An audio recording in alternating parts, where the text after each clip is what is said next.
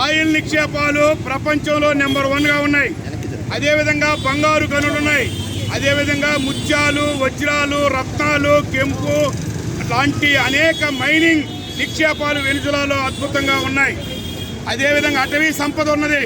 వీటన్నిటిని దోచుకోవడం కోసం అమెరికా తెగబడి దురాక్రమణ చేసి ఈరోజు వెనిజులా దేశ అధ్యక్షుడిని, ఆయన భార్యని అక్రమంగా అరెస్ట్ చేశారు. వెంటనే విడుదల చేయాలని వామపక్ష పార్టీలు, లౌకిక పార్టీలు అందరూ డిమాండ్ చేస్తున్నాయి.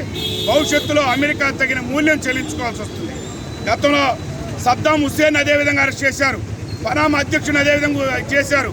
అదేవిధంగా తనకు నచ్చిన వాళ్ళని అనేక మందిని సిఐఏ ఏజెంట్ ద్వారా చంపించారు. అదేవిధంగా క్యూబా అధ్యక్షుడి పైన 46 సార్లు హత్యాయత్నం ప్రయత్నం చేశారు.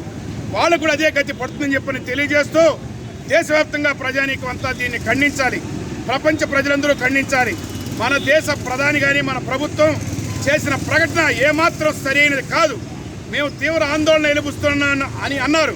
కానీ అదే రష్యా, చైనా దాదాపు 28 దేశాలు తీవ్రంగా ఖండిస్తున్నామని చెప్తే మన దేశ ప్రధాని ఎందుకు ఖండించలేదని చెప్పని ఈ సందర్భంగా మేమంతా ప్రశ్నిస్తున్నాం. రాబోయే రోజులు వాళ్ళకి అండగా నిలబడాలని చెప్పి ఈ సందర్భంగా అందరికీ తెలియజేస్తున్నాం.